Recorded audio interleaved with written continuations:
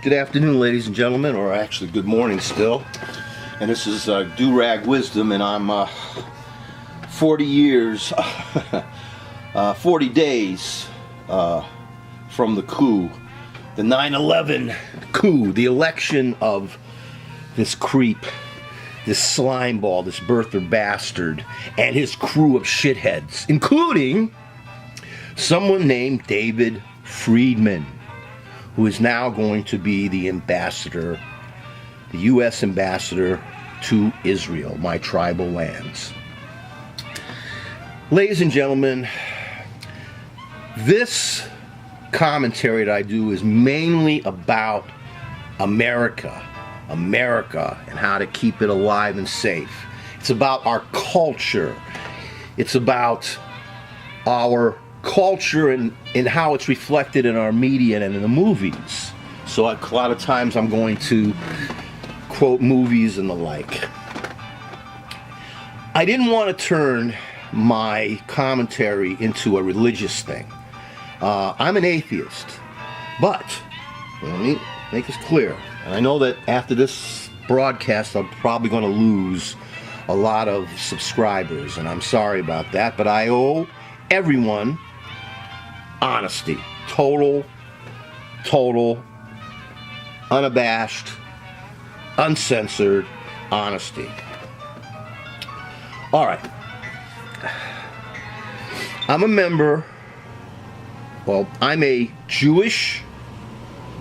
American Jewish atheist, okay, atheist, member of the Jewish tribe. I'm also a democratic socialist, all right, and I support the aims of Zionism, so I call myself a Zio, progressive democratic socialist. So I do support the aims of Zionism. This is going to be odd to a lot of liberals and progressives out there, but I don't believe in a so-called Palestinian people.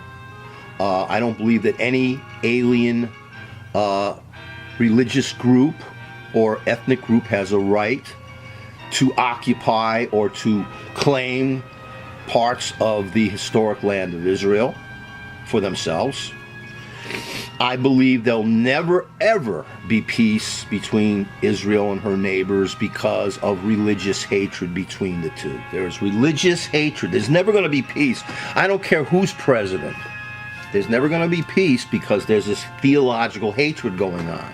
Now, I could discuss more and more about all this stuff and back it up with facts and everything else, but I did not want to turn this commentary into a private, ethnic, tribal thing.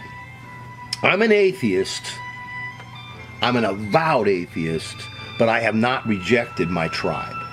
I have to be tribal on this savage planet because, hey, for example, during the Shoah, everybody else calls it the Holocaust, one of the things these creeps, these Nazi murderers did is that they murdered newborn babies right out of their mother's wombs for medical experiments in Auschwitz. And the world stood by, did nothing. The world didn't give a crap about the Jewish people. I mean, I've experienced anti-Semitism. I wish I could call myself just a human being. But in our world, in our tribal society, and everybody's tribal, the idea of what your ethnic group is going to count from many people. I mean, I had a beloved coach. I was terrible in sports, but in junior high school, there was this PE teacher, a very good person. And I had managed to get in touch with this person years and years after I had him as a teacher. And he remembered me as, "You're the Jewish kid, right? The Jewish kid." I'm not saying this guy was anti-Semitic or anything like that. But you see, if I want to deny my ethnic heritage, there's other people who are going to bring it up. And as far as I'm concerned, in this world of my tribe, as far as the other tribes are concerned, if this was a giant playground and they were picking teams, they wouldn't pick my team. All right? I mean, any civilization that allows for the murder of babies, whether Jewish babies or Christian babies or atheist babies, can't have that. In terms of Israel and the so-called Palestinians, I know how so-called liberals feel about that. I mean,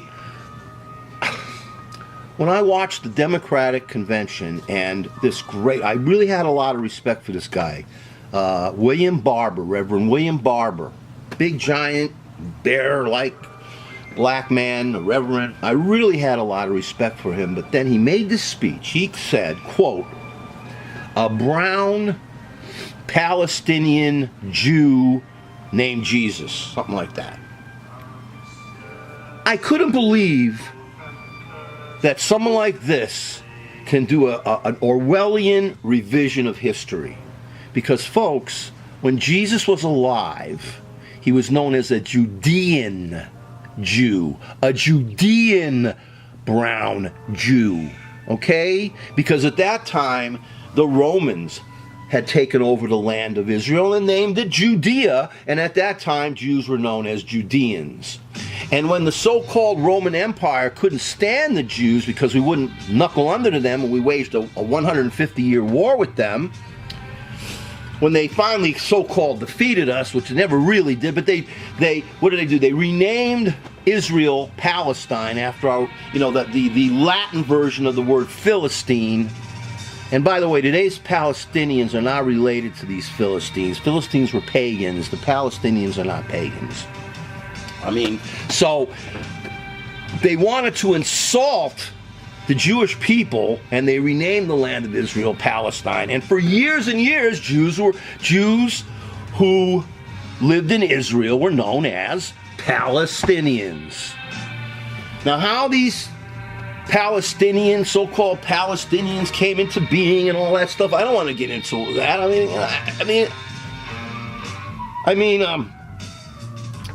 For the Arab Islamics controlled the West Bank and the Gaza Strip, Egypt and Jordan for 19 years, and never made a Palestinian state, and they could have. Jews who tried to worship at their Western Wall were stoned when it was under the control of the Jordanians, were stoned, and their cemeteries in this old city were turned into toilets. I saw a PLO propaganda film which showed that we, the Jews, took over all this wonderful government that was going on. The PLO Palestinian. This film showed an Israel government in action, a parliament there, Knesset, showing Hadassah Hospital, and they said, "This is ours," and they took it away from us. I don't believe there was ever a Palestinian people until they were created through propaganda. Be as that as may, right? Be whatever I said. Sorry, I'm speaking off the cuff here. I don't believe that Israel should give away any of its territory. I don't believe it owes the world absolutely nothing when the world can stand idly by while its babies are slaughtered. This is how I feel, right? However, this is where I differ from some of my fellow American Jews. I vote for what's best for America with the belief that no matter who's president will be of this country, Israel will do what it must. Israel is a nuclear power. And if it's backed against the wall, I believe it will do what it must to protect itself from its existential threat. Because again, this is a religious persecution. This is religious hatred. Enter David Friedman as new American ambassador. Ladies and gentlemen, this guy knows absolutely goddamn nothing about being an ambassador, being a diplomat. He's a bankruptcy lawyer. He's an Orthodox Jew. And of course, I agree with a lot of it. I believe in the settler movement. I believe that all of Israel belongs to Israel. but I'm an American first. I live in this country, okay, in this country, and I have to make the first move for this country. So what do? I support those who don't want to disrupt the Middle East, who don't want to destroy everything that's going on over there. There's only 2 or 3 reasons why this creep Trump picked this creep. 1, he wants David Friedman, as well as this Flynn creep. He wants a war with the Arabs, with the Muslims. And once he has his war, it will detract from all the shit he's going to do to people or try to do to people. He wants to incite a war. And this creep, by the way, doesn't do these security briefings. So there's going to be some dead people on his watch. And number 2, you have Christian religious terrorists who believe in the end of the world. Okay? Armageddon. They want all the Jews gathered into Israel so that their God can come back and kill them all, the unbelievers, and then institute Christianity. Folks, I support what's best for America, not what's best for Israel. What's best for America. And I don't give a fuck what Donald Trump says or does. He has no business stirring up shit all over the world in the Middle East so that thousands of people will die because of him, and then they'll blame the Jews again. More to come.